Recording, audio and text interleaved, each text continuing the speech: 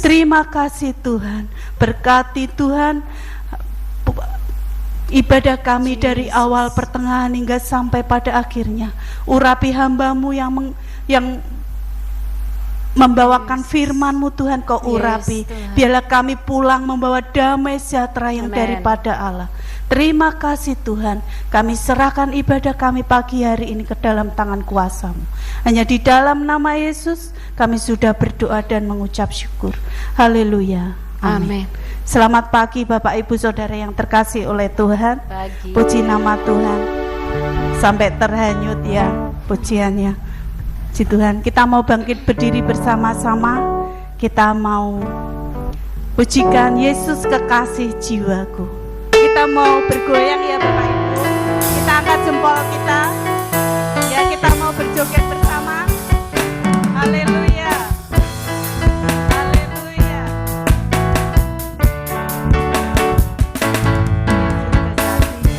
Jiwaku sungguh percaya padamu.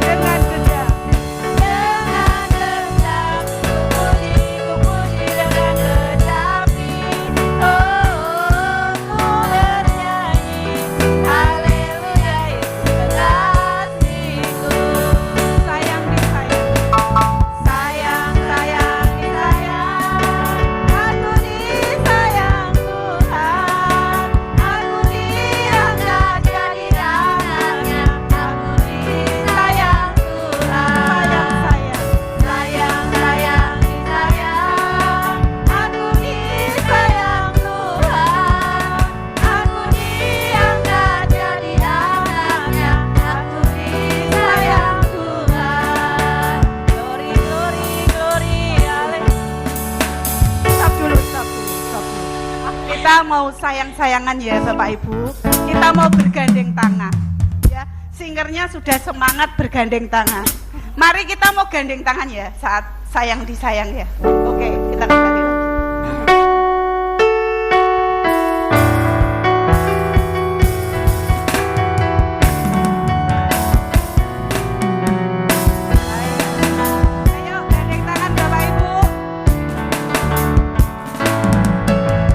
Sayang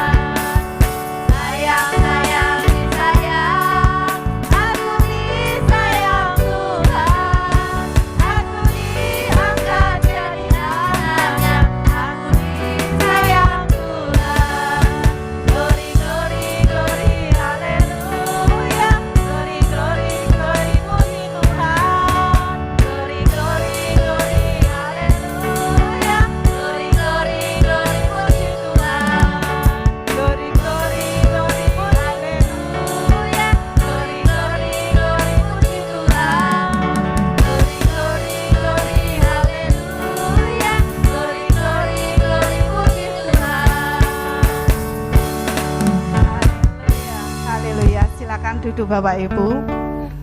Puji nama Tuhan, agak terhenti ya. Kita mau berbeda, kita mau berjabat tangan, kita mau gandengan sama-sama. Ya, di dalam Tuhan itu kita saudara Bapak Ibu. Kita lanjutkan kembali dengan pujian Jawa nggih. Siji loro telu.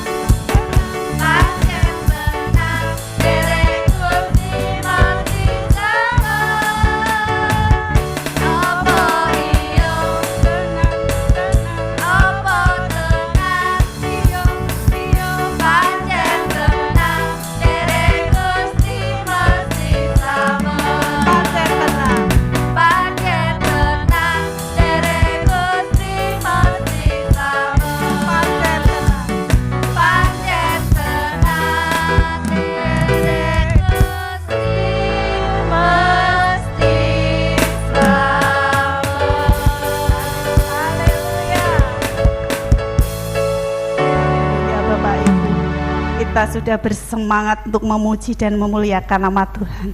Kita akan mendengarkan kebenaran firman Tuhan. Kita siapkan hati kita untuk Roh Kudus biar hadir di tengah-tengah kita, mengundang Yesus untuk menjamah setiap pribadi kita. Haleluya.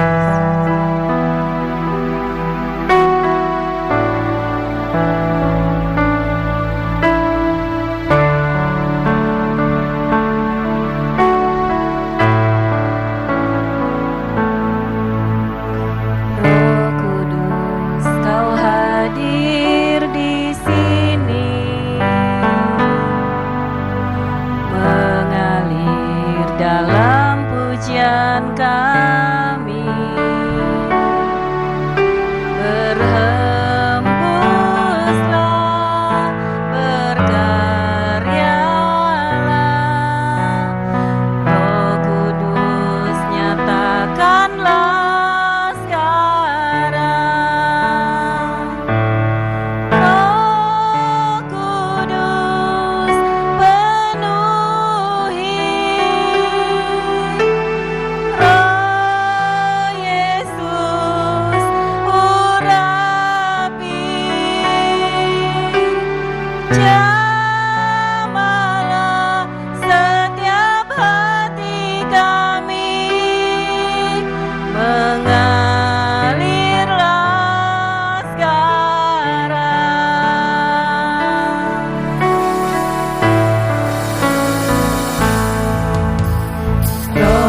Kudus, Kau hadir di sini, mengalir dalam pujian kami, berhembuslah, berkaryalah, Roh Kudus nyatakanlah salam. Roh Kudus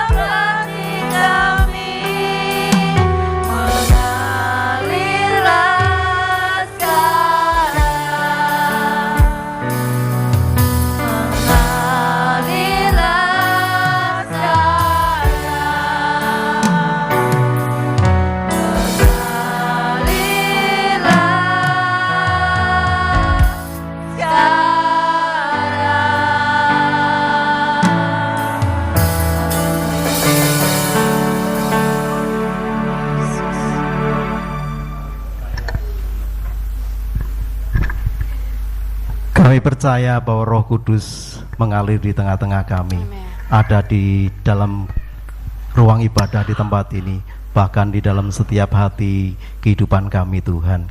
Kami percaya bahwa pagi hari ini Engkau memberkati kami, Engkau akan mengubah kehidupan kami, Engkau akan menyatakan kasih dan kuasa-Mu dalam setiap kehidupan kami. Kami percaya bahwa di dalam nama Tuhan Yesus, anugerah itu mengalir dalam kehidupan kami pagi hari ini.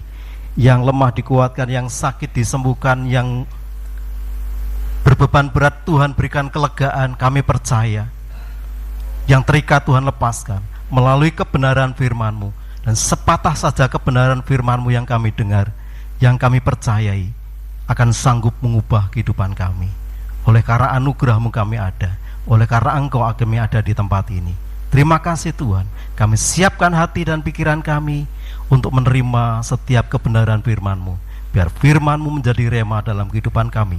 Di dalam nama Tuhan Yesus kami percaya, kami pulang di tempat ini akan mendapatkan berkat kasih dan anugerah Tuhan. Bahkan hidup kami diubahkan oleh karena Engkau Tuhan. Terima kasih Tuhan Yesus. Demi nama Tuhan Yesus, semua yang percaya katakan amin. Shalom Bapak Ibu, selamat pagi ya. Hari ini saya diberi kesempatan kembali untuk menyampaikan renungan kebenaran firman Tuhan. Dan terima kasih buat Ibu yang boleh hadir di tempat ini atas ajakan saya ya. Ya, rumahnya dekat Bapak. Ya, Bapak Ibu ya, rumahnya dekat di daerah Telogo sini Bapak Ibu ya. Beliau ini adalah orang tua dari anak PPA di tempat saya ya. Kebetulan beliau tinggal di Pejanggading dan tidak jauh dari tempat ini. Makanya mungkin daripada jauh-jauh kemana-mana, ayo bergabung dengan kita yang ada di tempat ini, bersama-sama memuji dan memuliakan nama Tuhan, dan sama-sama untuk menerima dan melakukan yang terbaik bagi kemuliaan nama Tuhan. Amin Bapak Ibu.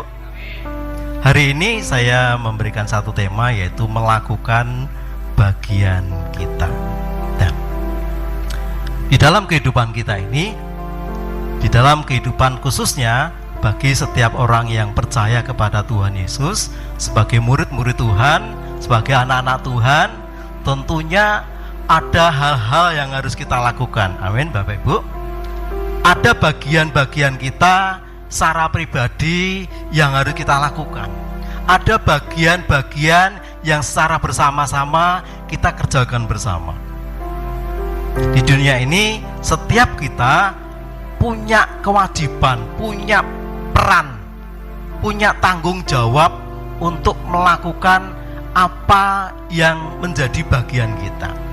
Di dalam sebuah kelompok tentunya ada yang harus bersama-sama dikerjakan, karena tidak mungkin dikerjakan secara sendiri-sendiri. Tetapi dalam kelompok pun juga ada bagian-bagian yang harus secara pribadi kita kerjakan, yang menjadi tugas dan tanggung jawab kita. Namun di dalam kekristenan kita ada juga bagian-bagian yang lain yang kita tidak mungkin bisa kerjakan, baik secara pribadi maupun bersama-sama ya. Yaitu bagiannya siapa? Bagiannya Tuhan, bagiannya Allah, Sang Pencipta langit dan bumi ini, Sang Pemberi kehidupan ini. Jadi kita harus bisa ngerti yang mana yang harus kita kerjakan secara pribadi dan bersama-sama. Kalau beberapa waktu yang lalu, dari awal bulan ini kita sudah diajar tentang bagaimana kita harus mengalami kelepasan, harus mengalami pemulihan hidup, yang kemudian disambung lagi kita harus memiliki mental raja-raja, ya, anak raja yang tidak meminta-minta, tapi mental kita harus suka memberi. Amin Bapak Ibu. Memberi bukan karena kita punya lebih ya, memberi bukan karena kita banyak harta. Memberi itu adalah sebuah kesadaran dari dalam hati untuk mewujudkan kasih kita kepada sesama ya. Berbagi tidak pernah rugi. Amin Bapak Ibu. Saya percaya itu ya. Kemudian dilanjutkan kembali dengan karakter, ya, karakter anak raja. Karakter anak raja, kita harus memiliki pribadi yang punya nilai, ya, tidak sembarangan. Anak raja itu tidak hidup sembarangan, dia dididik sedemikian rupa, ya, harus punya sopan santun, harus punya belas kasih, harus memperhatikan warganya, rakyatnya, ya, dididik bagaimana dia menjadi seorang pemimpin yang hebat, ya, yang mampu mengatasi setiap persoalan-persoalan di dalam masyarakat. Itu anak raja. Dan dia tidak boleh sembarangan bertindak dengan semaunya sendiri meskipun dia anak raja. Karena dia masih anak raja, belum jadi raja. Kalau anak raja masih harus tunduk kepada rajanya, bapaknya, orang tuanya. Demikian juga kehidupan kita, ya, Bapak Ibu yang terkasih di dalam Tuhan. Untuk kita bisa melakukan bagian kita, yang pertama yang harus kita miliki adalah sebuah kesadaran, ya. Memiliki sebuah kesadaran. Kalau kita tidak punya kesadaran, ya, orang itu kalau tidak sadar, dia tidak bisa berbuat apa-apa. Betul? Ya. Kalau kita tidak sadar, orang pingsan atau koma di rumah sakit, itu dia tidak bisa berbuat apa-apa. Orang tidur, dia tidak sadar, dia tidak bisa berbuat apa-apa. Rumahnya kebanjiran, rumahnya kebakaran, ada pencuri, dia tidak bisa berbuat apa-apa karena dia tidak sadar. Dalam firman Tuhan dalam 1 Petrus 5 ayat ke-8 dikatakan di sana, sadar dan berjaga-jagalah. Lawanmu si iblis berjalan sekeliling, berkeliling sama seperti singa yang mengaum-ngaum dan mencari orang yang dapat ditelannya. Kenapa harus sadar dulu yang disampaikan di sini? Bukan berjaga-jaga dulu. Ya. Karena kesadaran ini penting sekali buat kita. Kalau kita tidak sadar, kita tidak bisa melakukan sesuatu. Amin Bapak Ibu. Kalau kita sadar, kita bisa berjaga-jaga. Amin. Kita bisa melawan. Karena dunia sekeliling kita ini sekarang ini semakin hari semakin tidak menentu dan kurang baik, ya. Indonesia ini kata beberapa orang atau banyak orang mungkin tidak baik-baik saja.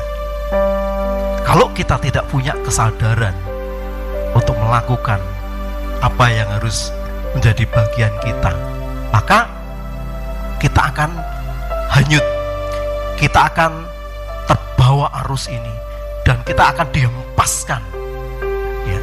Kita akan banyak sekali mengalami hal yang tidak baik. Kesadaran apa yang harus kita miliki? Kesadaran siapa kita.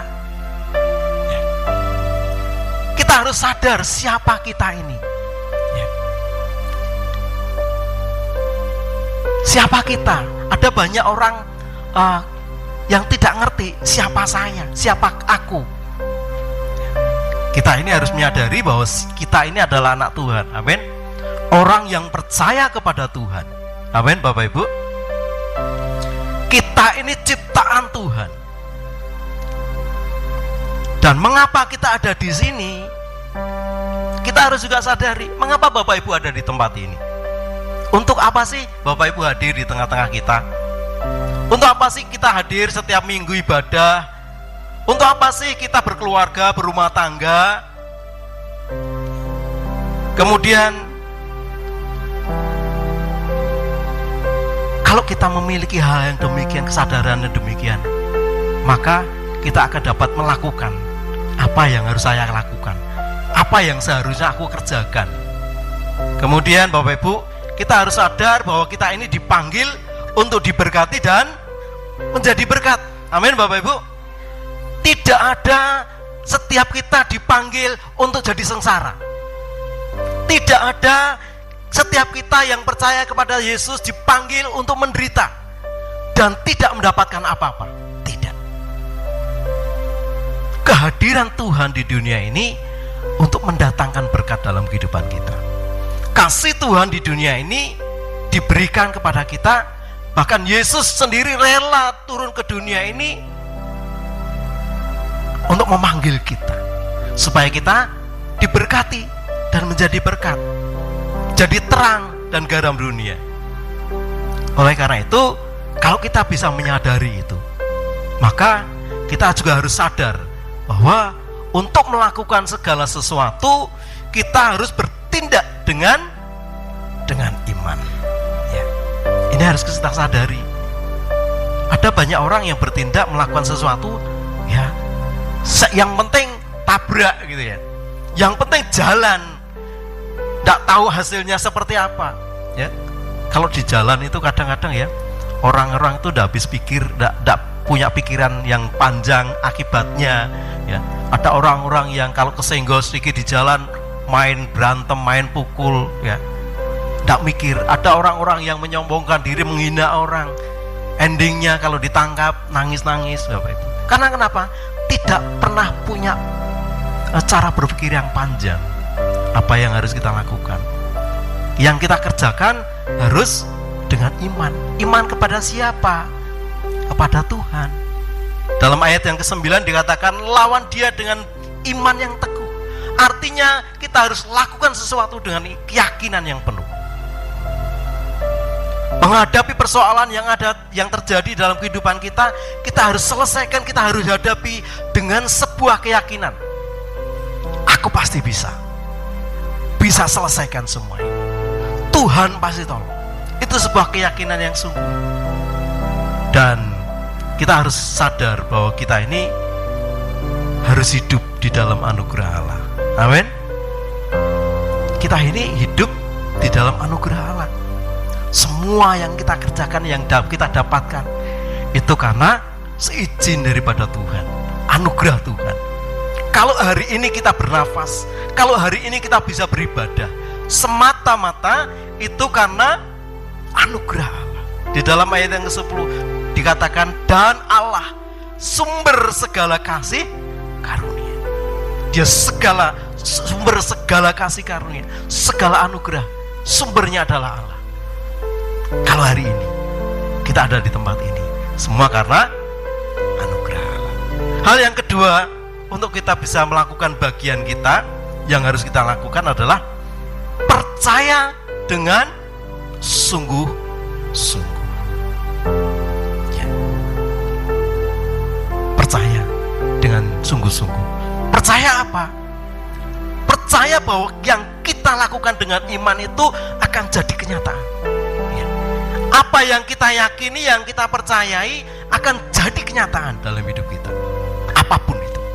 Entah itu kita sakit supaya mengalami kesembuhan, entah itu persoalan ekonomi, masalah keluarga, usaha, pekerjaan yang sedang kita hadapi, yang menghadapi masa-masa sulit, kita harus sungguh-sungguh serius percaya kepada Tuhan dan melakukan apa yang harus saya lakukan.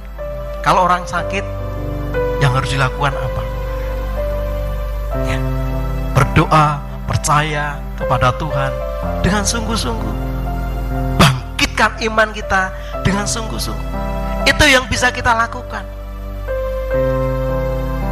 Yang kita lakukan adalah meyakini, mempercayai apa yang kita kerjakan yang sesuai dengan kebenaran firman Tuhan tentunya, ya, itu akan terjadi dan jadi kenyataan. Ya. Dan setiap keputusan yang kita ambil untuk kita melakukan sesuatu, kita harus mengerti dan memahami, harus paham, harus ngerti dengan tindakan yang kita kerjakan, kita lakukan. Saya bertindak ini, saya mengerjakan ini, saya harus paham, harus ngerti apa yang saya lakukan. Misalnya Mas Yosua ini main keyboard, dia harus ngerti, memahami keputusan untuk main keyboard, harus ngerti carane hidup kayak gimana, carane main dengan baik gimana, lagu ini kuncinya di mana. Mas Yosua harus memahami, harus mengerti, sehingga ketika keputusan untuk memainkan keyboard, dia bisa mainkan. Keputusan yang kita ambil untuk bertindak itu mengandung sebuah resiko. keputusan yang kita ambil juga mengandung sebuah konsekuensi. Ada risiko, ada konsekuensinya. Setiap keputusan apapun yang kita lakukan, kita ambil, pasti ada konsekuensi, ada risikonya. Risikonya apa? Kita bisa ditolak oleh banyak orang, kita bisa dicaci maki, kita bisa dibenci, ya, kita bisa dijauhi. Konsekuensinya apa? Mungkin kita mendapatkan perlakuan yang tidak baik. Ada risikonya.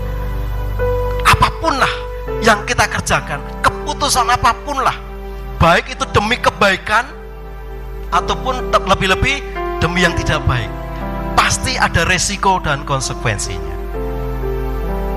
Sebuah tantangan yang harus kita hadapi. Ketika kita mengambil keputusan, kita tahu resikonya apa, konsekuensinya apa aku melakukan ini. Kalau kita ngerti, kita memahami, ya, dengan iman kita lakukan, ya, dengan sungguh-sungguh, pasti akan memperoleh hasil yang terbaik dalam kehidupan kita. Terus kemudian, untuk bisa percaya dengan sungguh-sungguh, kenali apa yang kita percayai, ya. Kita harus mengenali apa yang kita percayai. Yang kita percaya apa? Misalnya, kita mau melakukan main musik. Oh, percaya musik ini bisa mengeluarkan suara bunyi-bunyian yang bagus. Aku pasti bisa. Kalau kita mempercayai apa yang kita kerjakan, aku pasti bisa. Dengan belajar, dengan sungguh-sungguh, dengan ketekunan kita, maka akan ada hasilnya. Saya percaya itu, ya. Kalau kita mempercayai apa ya, kita kenali apa yang kita percayai. Kita percaya kepada Tuhan Yesus. Sudah kenalkah dengan yang kita percaya itu? Yang kita percaya firman-Nya. Sudah ngerti enggak firman itu berkata apa? Maksudnya apa? Apa yang harus aku kerjakan? Konsekuensinya apa? Resikonya apa? Kalau kita bisa mengenali yang kita percayai, hidup ini akan semakin indah. Dan selain kita kenali siapa yang kita percayai, kita juga bisa harus dipercaya, ya. Jangan hanya kita kenal dan percaya kepada orang, tapi hidup kita juga harus bisa dipercaya.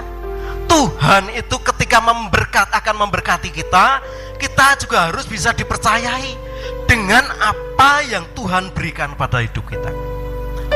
Kita harus bisa mempertanggungjawabkan apa yang Tuhan berikan dalam hidup kita.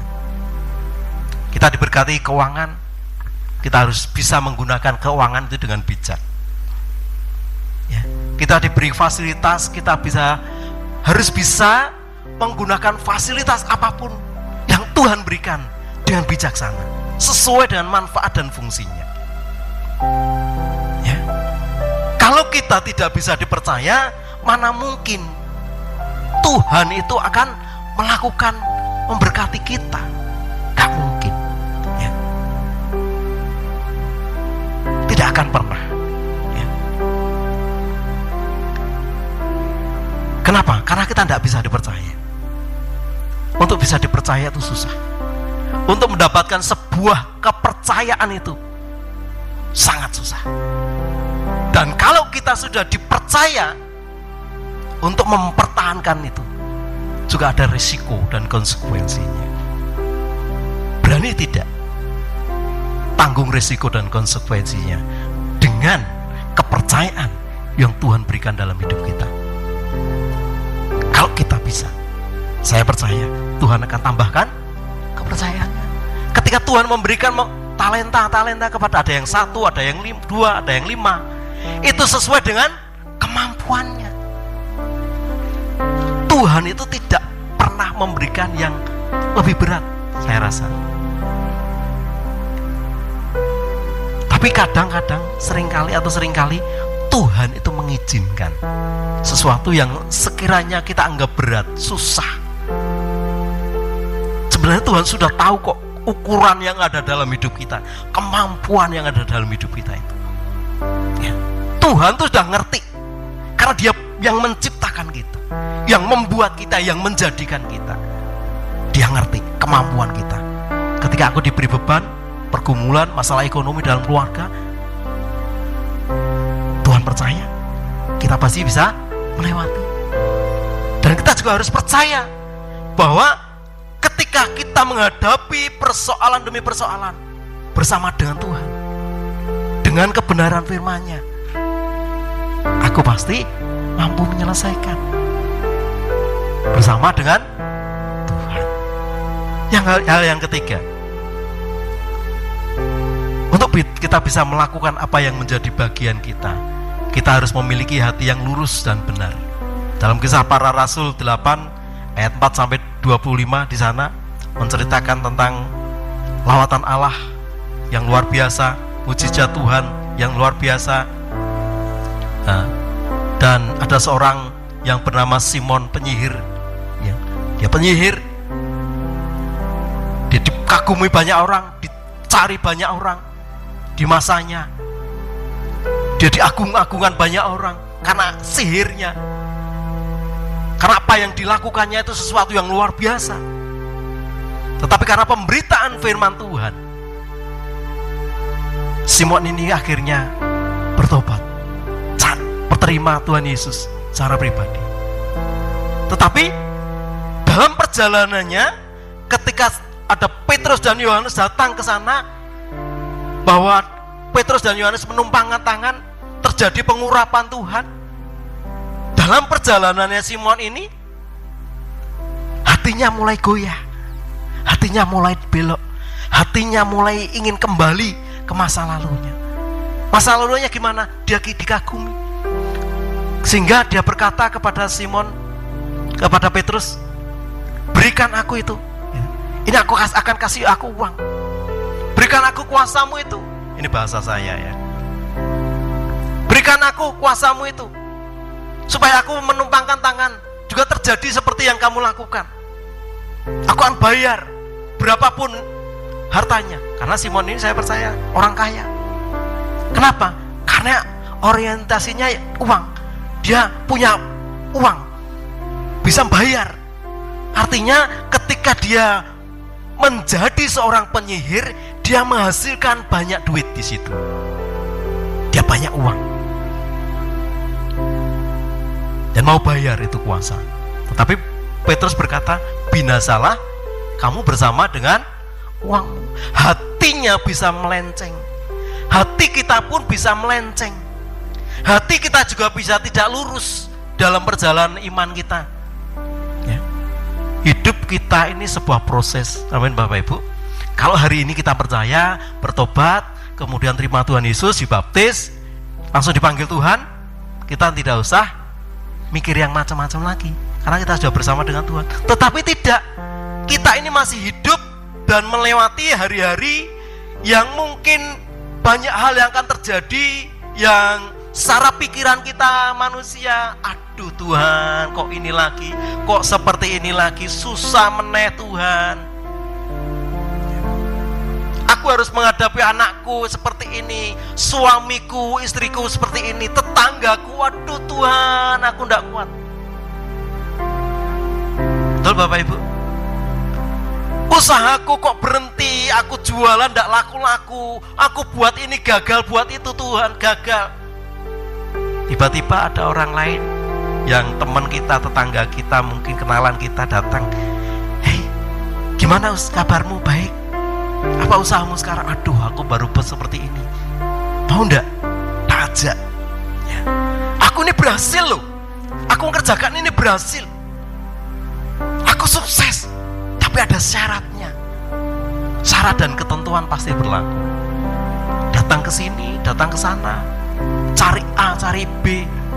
Datang orang pinter ke gunung mana, ke gunung ini ya, ada dengan cara-cara tipu-tipu ya. Banyak sekarang ini tipu-tipu, investasi bodong dengan cara-cara yang baik.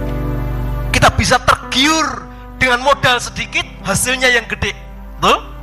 Siapa sih yang tidak suka? Modal 1.000, dapatnya 100.000. Ya kayak perjudian, pasang itu dadu, ya. Pasang sekian, dapatnya sekian. Gitu kan Bapak Ibu?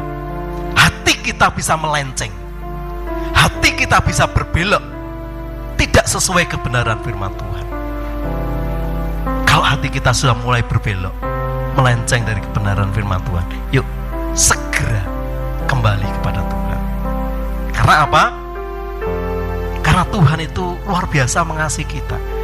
Di dalam Yeskiel 36 ayat yang ke-25, mulai Yeskiel 36 ayat yang ke-25 mulai, Aku akan mencurahkan kepadamu air jernih yang akan mentahirkan kamu dari segala kenajisanmu dan dari segala berhalamu, dan aku akan mentahirkan kamu. Kamu akan kuberikan hati yang baru dan roh yang baru di dalam tubuhmu, hati yang keras, ya, dan kuberikan kepadamu hati yang taat. Rohku akan kuberikan diam di dalam batinmu, dan aku akan membuat kamu hidup menurut segala ketetapanku, dan tetap berpegang pada peraturan-peraturanku dan melakukannya. Dan kamu akan diam di dalam negeri yang akan kuberikan kepada nenek moyangmu, dan kamu akan menjadi umatku, dan aku akan menjadi Allahmu. Tuhan akan memberi hati yang baru, hati yang baru, hati yang diperbarui oleh Tuhan. Oleh karena apa? Dia mentahirkan kita, mencucikan kita, membalikkan keadaan kita dari yang tidak baik, dari hati yang melenceng, dari hidup kita yang melenceng kepada jalannya. Dengan cara apa? Ketika kita mendengar firman Tuhan, dan firman Tuhan itu kita percayai, kita terima dalam hati kita,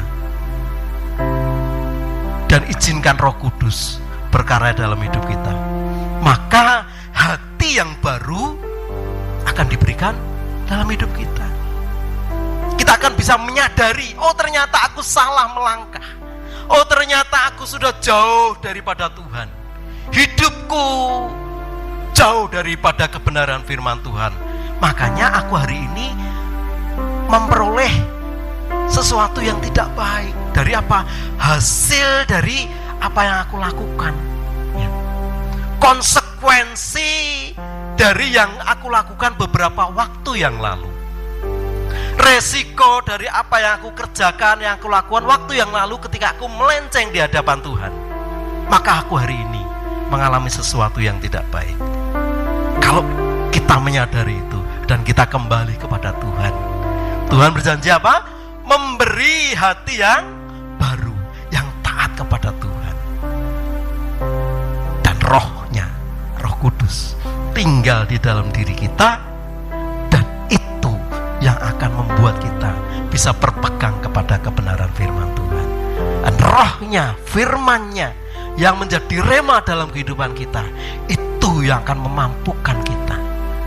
Kita bisa menghadapi, bisa menyelesaikan setiap persoalan demi persoalan yang terjadi. Dan kita tidak akan pernah menjadi orang yang putus asa lagi, merasa sendiri, sunyi sendiri, merasa menderita sedunia ini sendirian. Tidak. Tuhan akan perlihatkan kepada kita, lihat di depanmu, lihat di sampingmu, lihat di sepanjang jalanmu, masih banyak orang-orang yang lebih buruk daripada kamu. Kita ini harus bersyukur kepada Tuhan. Karena apa? Rohnya, firman-Nya, kasih-Nya ada senantiasa dalam hidup kita, sehingga senantiasa kita diingatkan sesuatu yang baik dalam hidup kita, untuk kita bisa melakukan yang baik dalam hidup kita. Itu semuanya karena apa? Karena anugerah kasih-Nya kepada kita. Amin Bapak Ibu. Dan kalau itu terjadi, di dalam ayat yang ke-28 dikatakan, dan kamu akan diam dalam negeri yang telah kuberikan kepada nenek moyang, dan kamu akan menjadi umatku, dan aku menjadi Allah. Kalau kita menjadi umat Tuhan, Tuhan menjadi Allah kita. Luar biasa dalam hidup kita. Amin Bapak Ibu. Bangkitkan semangat kita, bangkitkan kesadaran kita, supaya yang kita kerjakan itu tidak sia-sia dan tidak mendatangkan sesuatu yang sia-sia. Yang selanjutnya, untuk kita bisa melakukan bagian kita adalah kita harus mengerti tugas dan tanggung jawab kita. Tugas dan tanggung jawab kita. Di dalam kekristenan, dalam Alkitab, ya, ada dua hal. Apa tugas tanggung jawab kita? Yang pertama, di dalam Kejadian 1 ayat 28 itu dikatakan yang memerintahkan manusia untuk memenuhi, menaklukkan, dan menguasai bumi. Nah, itu mandat yang pertama. Itu secara umum. Dan secara khusus adalah amanat agung, memberitakan kebenaran firman Tuhan. Secara umum kita ini diberi kuasa untuk mengolah, menguasai, untuk menata dunia ini, untuk menghasilkan sesuatu di dunia ini. Itu secara umum. Semua manusia harus melakukan. Dan juga kita harus ngerti tugas tanggung jawab kita sebagai suami, sebagai istri, sebagai kepala rumah tangga, ibu rumah tangga, sebagai anak. Kita juga harus ngerti tanggung jawab kita, tugas kita apa. Sebagai suami bertanggung jawab untuk memberi nafkah, bekerja menghasilkan sesuatu untuk keluarga. Firman Tuhan berkata, kalau kamu tidak bekerja, jangan kamu makan. Beberapa minggu yang lalu kita sudah diajarkan tidak boleh kita minta kepada sesama kita untuk makan. Kita harus kerja, melakukan sesuatu, tidak mengandalkan orang lain. Saya ini Bapak Ibu, saya ini dalam berumah tangga, ini istri saya saksi hidup ya. Mungkin orang-orang yang ada di sekitar saya ini, saya tahu hidup saya juga pernah mengalami titik terendah dan hampir-hampir tidak bisa makan, terlilit hutang banyak karena dagangan saya dibawa kabur orang. Saya harus ganti sekian puluh juta. Untuk makan susah, ditipu orang. Tapi saya ini untuk kebutuhan makan saya tidak pernah datang ke si A, si B, Bu, Pak, minta tolong, saya tidak bisa makan, bantu saya atau pinjemi saya. Padahal sebenarnya maksud pinjem ini supaya dia memberi gitu ya. Karena kita tahu dia orang kaya, orang yang punya. Pak, Bu, datang, kita datang minta, aku tidak bisa makan, bantu saya. Lebih baik saya tidak makan dan duduk diam berdoa kepada Tuhan daripada harus meminta-minta. Berdoa, memuji, menyembah Tuhan, introspeksi diri. Apa yang aku kerjakan? Semua yang terjadi ini, apakah itu sebuah konsekuensi, resiko dari apa yang aku kerjakan beberapa saat yang lalu? Atau apa yang aku hadapi ini adalah sebuah tantangan, ujian yang Tuhan izinkan untuk supaya aku memperoleh berkat yang luar biasa. Kalau Tuhan sedang memberi kita seperti Ayub diizinkan mengalami ujian, berarti Tuhan sedang sediakan berkat yang besar. Bangun iman kita, keyakinan kita, pengertian kita, kepada siapa kita percaya. Kita harus tahu siapa yang kita percayai, apa yang kita imani. Kita harus tahu, kita harus ngerti bahwa kita ini hidup jadi anak Tuhan. Harus memiliki prinsip yang benar di hadapan Tuhan, memiliki perilaku yang berkenan di hadapan Tuhan. Supaya apa? Supaya kita bisa menikmati yang Tuhan sediakan. Kita harus tahu bagian kita. Ketika kita menghadapi masalah, kesulitan, sakit, penyakit, bagian kita apa? Apa yang bisa aku kerjakan Tuhan? Bagianku apa? Nah ini, seringkali orang lupa bahwa Roh Kudus ada di dalam kehidupan kita. Dia diutus untuk menolong kita. Kita seringkali lupa untuk berdoa, tanya kepada Roh Kudus. Allah Roh Kudus, apa yang harus aku lakukan untuk aku selesaikan masalahku ini? Apa yang harus aku kerjakan? Apa yang aku harus lakukan supaya semuanya selesai tepat pada saatnya, tepat seperti yang Tuhan kehendaki. Itu yang saya lakukan beberapa tahun yang lalu ketika saya melayani seorang anak PPA yang mengalami ada benjolan besar tumbuh di lengan kanannya ini, besar.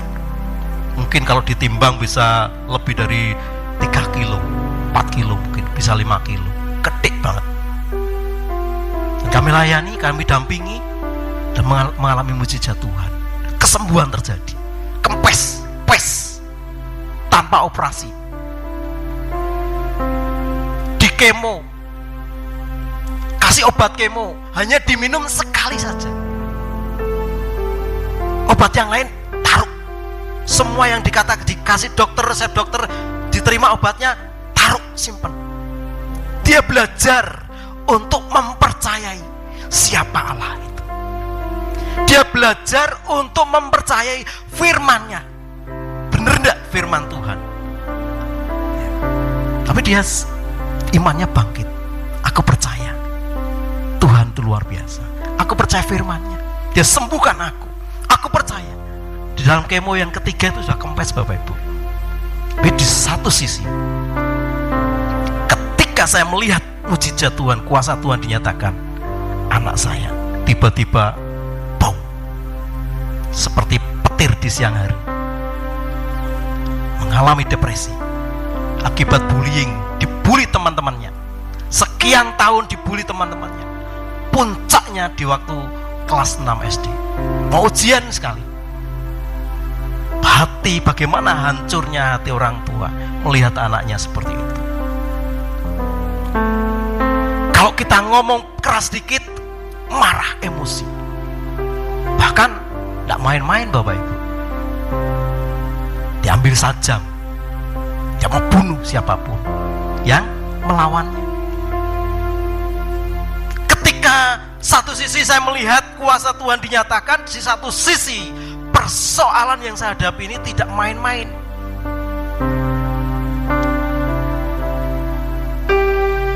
Saya mendapatkan pengertian seperti ini. Kejadian anak saya ini tidak jauh bedanya dengan penyakit kanker atau tumor yang sedang dialami oleh anak PPA saya. Tidak jauh beda, sama-sama berat. Tapi satu sisi, saya harus ngerti tugas dan tanggung jawab saya. Tugas saya apa? Sebagai orang tua, berusaha untuk mencari penyelesaian, pertolongan untuk anak saya. Tanggung jawab saya untuk supaya anak saya bisa jadi baik. Tapi di satu sisi, saya ini sebagai anak Tuhan, orang yang melayani Tuhan, punya tanggung jawab, tugas untuk berdoa, untuk bisa cari solusinya. Nah, saat-saat seperti itu, saya diingatkan untuk tanya ke Roh Kudus. Allah Roh Kudus, apa yang harus aku lakukan? Apa yang harus aku kerjakan? Apa yang menjadi bagianku untuk aku kerjakan supaya masalah anakku ini selesai, juga masalah yang ada di sana selesai. Jadi dua persoalan yang besar yang saya hadapi selesai. Gimana caranya? Dan Roh Kudus itu luar biasa. Dia tunjukkan jalan kepada saya. Harus ke sini, harus seperti ini, harus seperti ini. Ketika saya lakukan, mujizat terjadi. Dan setiap hari saya bergumul, setiap jam 12 malam sampai pagi, saya harus berjuang berdoa. Seringkali tidak tidur hanya setengah jam kadang. Anak saya kadang ngamuk, marah, buat ini buat itu, tidak bener, marah, emosi. Tanggung jawab saya di samping sebagai orang tua, saya ini berdiri sebagai seorang hamba Tuhan yang melayani, yang berdoa bagi umatnya. Lakukan apa yang menjadi bagian saya, dan Roh Kudus ajari terus berdoa. Setiap jam berapapun saya disuruh berdoa. Tuhan suruh aku memuji Tuhan, memuji Tuhan. Tuhan suruh aku berperang, doa peperangan. Di dalam rumah, doanya saya di dalam rumah. Kalau harus suruh keluar rumah, saya keluar rumah. Tugas saya adalah berdoa, tugas saya mempercayai firman Tuhan, tugas saya mempercayai Roh Kudus, tugas saya percaya kepada Tuhan. Dan ketika saya jalani itu, Tuhan lakukan bagiannya. Kalau Bapak Ibu lihat Michael hari ini, ya sudah luar biasa. Itu saya harus hadapi dengan melakukan apa yang menjadi bagian saya. Bagian saya berdoa, memuji Tuhan, menyembah Tuhan, memuji Tuhan, menyembah Tuhan, belajar firman-Nya, dan mempercayai Dia, dan mengizinkan Dia mengerjakan yang menjadi bagiannya. Sehingga hari ini saya melihat, mengalami, kalau Bapak Ibu melihat Michael hari ini, jauh, sudah jauh, sangat jauh berbeda. Meskipun proses pemulihannya itu cukup memerlukan waktu, tapi saya percaya,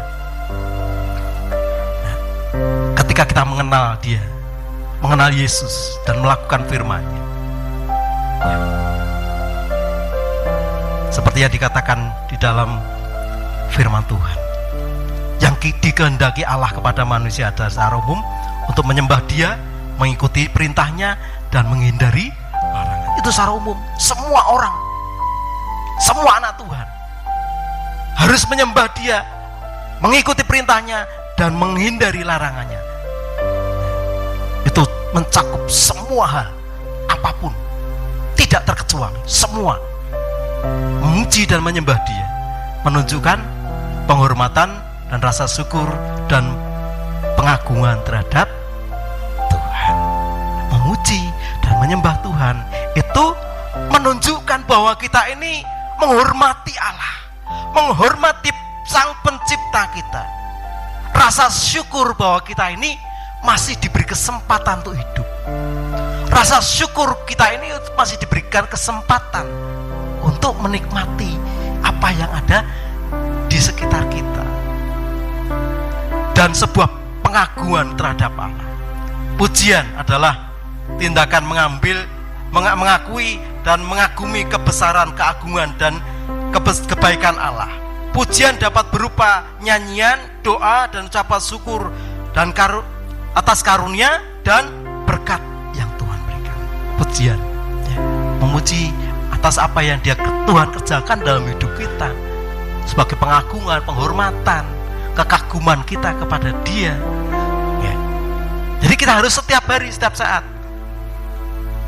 Di dalam Mazmur 100 dan 150, di sana diberikan contoh bagaimana Daud memuji dan menyembah Tuhan, bagaimana dia menyembah Allahnya, memuji Dia. Dan penyembahan atau worship, penyembahan adalah sebuah tindakan penyerahan diri dan jiwa kepada Allah, mengakui Dia sebagai Tuhan dan Raja. Penyembahan melibatkan seluruh hati dan pikiran, bukan hanya tindakan fisik seperti nyanyian atau doa, tetapi juga sikap hati yang tunduk dan hormat kepada Tuhan. Itulah penyembahan kita, tunduk, sikap hati kita berikan yang terbaik untuk Tuhan, menghormati Allah dengan seluruh kehidupan kita. Pujian dan penyembahan harus dilakukan dengan hati yang tulus, bukan hanya sekedar ritual kebiasaan. Tidak. Ada banyak orang yang mungkin kalau ibadah main musik, WL, song leadernya luar biasa. karena mereka latihan. Jadi mereka mainnya jadi bagus. Betul Bapak Ibu? Setiap mereka latihan yang terbaik akan menghasilkan sesuatu yang bagus. Worship leader, singer, latihan, apalagi pemain musiknya itu pinter, punya talenta. Worship leadernya talenta, nyanyinya bagus, suaranya bagus, pasti akan hasilnya juga bagus. Tetapi kalau tidak didasari dengan hati yang bersyukur, yang menyembah kepada Tuhan, tidak didasari dengan penghormatan kita kepada Tuhan, pujian dan penyembahan mentok, ya, mentok di dinding kanan kiri, mentok di eternit,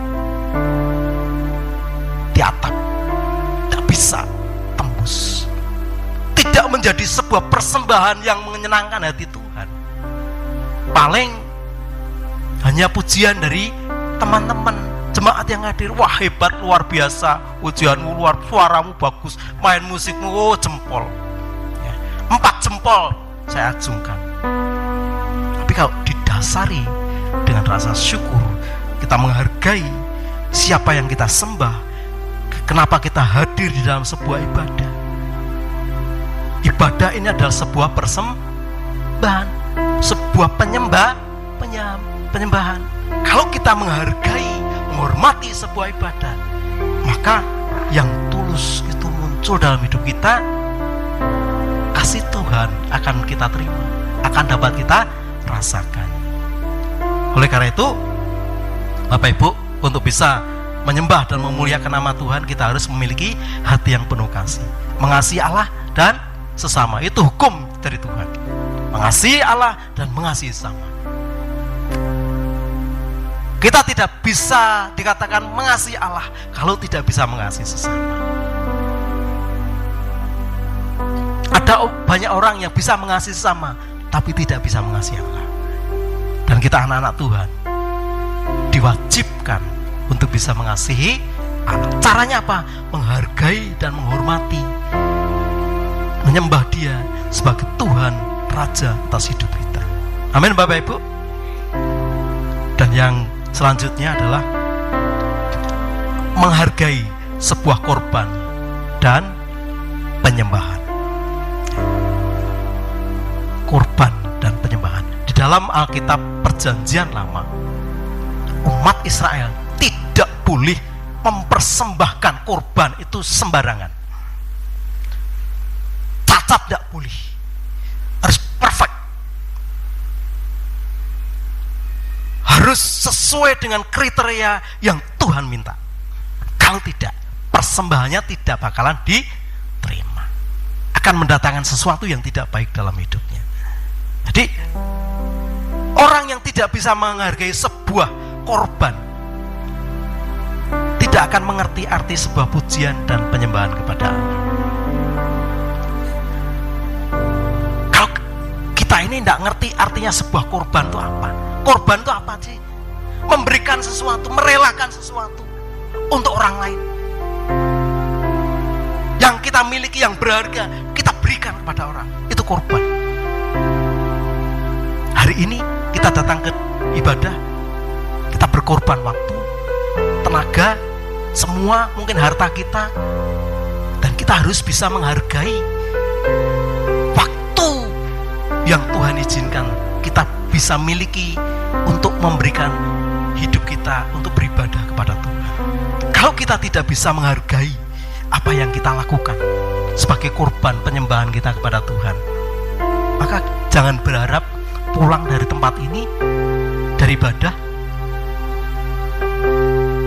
mendapatkan sesuatu yang baik yang daripada Tuhan. Persoalan kita mungkin tidak akan pernah selesai, dan mungkin kita tidak akan bisa menemukan jalan keluar kalau kita bisa menghargai. Ketika aku beribadah kepada Tuhan, aku akan berikan korban yang terbaik, pujian dan penyembahanku kepada Tuhan. Itu korban yang utama. Sekarang sudah dihapuskan oleh Tuhan, sudah diganti oleh Tuhan. Kalau zaman Perjanjian Lama harus hewan domba mungkin yang bagus, tidak cacat.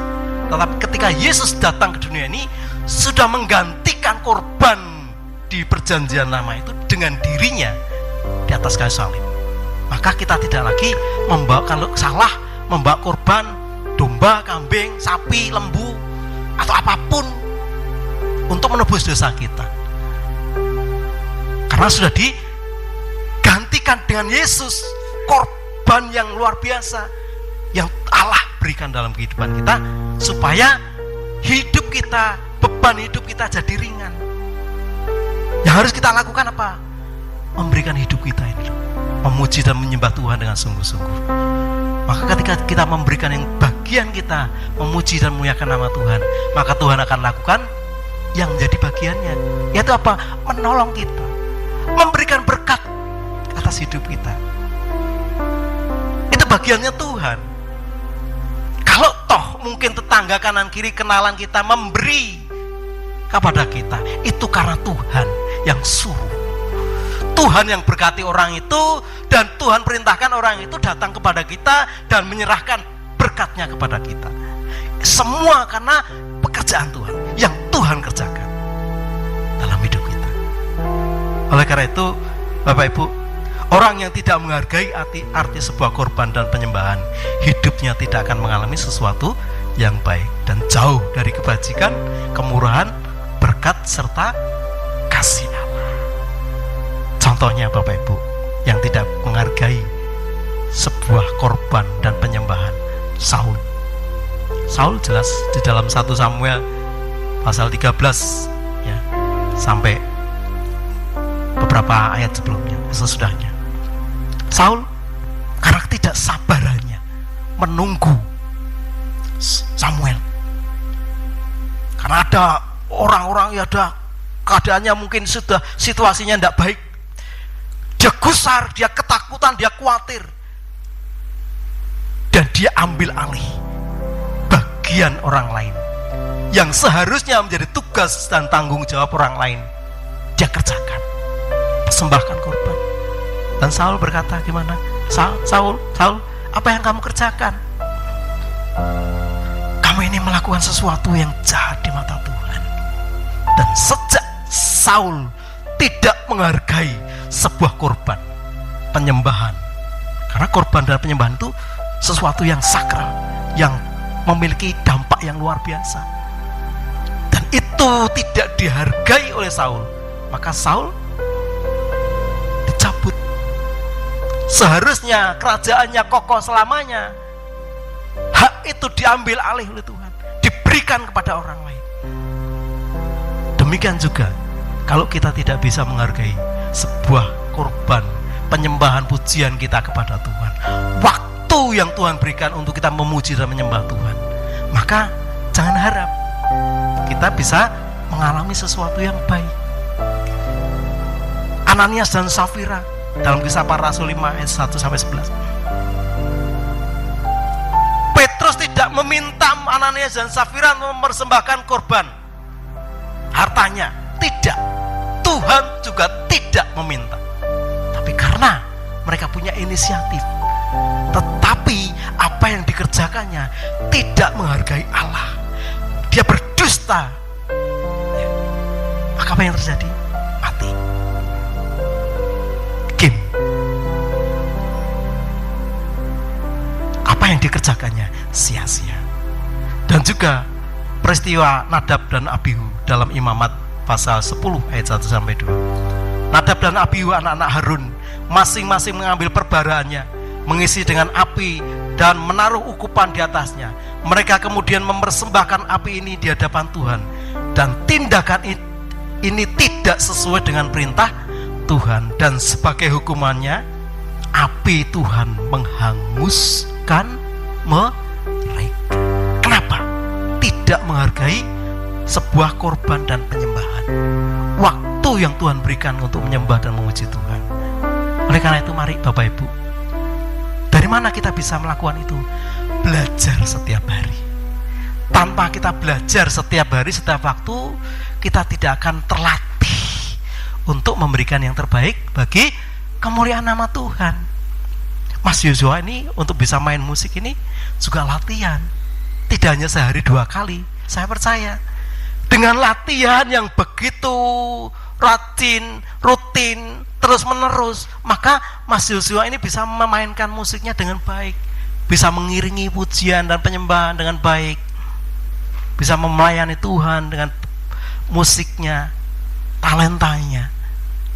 Demikian juga hidup kita. Ayo Bapak Ibu, kita lakukan bagian kita. Bagian kita apa? Menghargai waktu yang Tuhan berikan, menghargai setiap ketika kita memuji dan memuliakan nama Tuhan, menghargai Tuhan sebagai Allah dan Juru Selamat kita, menghargai hidup yang hari ini Tuhan berikan dalam hidup kita, mempercayai Dia, mempercayai firman-Nya. Itu bagian kita. Selebihnya Tuhan yang kerjakan. Saya percaya bahwa Allah itu luar biasa dalam hidup kita. Dia tidak pernah tinggalkan. Kalau hari ini kita sedang mengalami kesulitan, bagian kita apa? Bagian kita mempercayai firman Tuhan dan melakukan apa yang firman Tuhan katakan.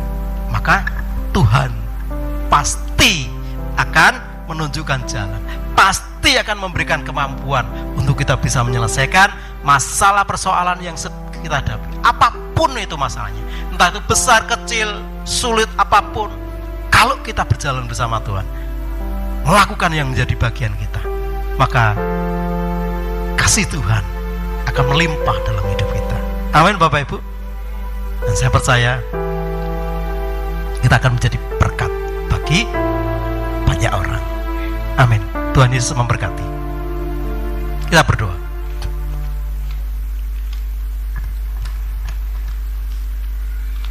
Tuhan Yesus, apa yang sudah Tuhan taruh dalam hati dan pikiran hamba-Mu ini sudah kami sampaikan kepada umat-Mu. Dan kami percaya bahwa Engkau yang akan terus mengajar, mendidik setiap kami dan memampukan setiap kami untuk kami dapat melakukan setiap kebenaran firman. Dan kami percaya Tuhan, akan ada rema yang muncul dalam hidup kami melalui kebenaran firman-Mu. Dan itu yang akan membuat kami semakin yakin, semakin percaya kepada Tuhan bahwa Engkau Allah yang mengasihi kami. Mampukan kami melakukan yang menjadi tugas dan tanggung jawab kami, yang menjadi bagian kami Tuhan. Dan beri kepada kami Tuhan kemampuan untuk kami sungguh-sungguh dengan tulus hati melakukan yang terbaik bagi setiap kemuliaan nama Tuhan. Ampuni kalau ada hal yang kurang berkenan di hadapan-Mu.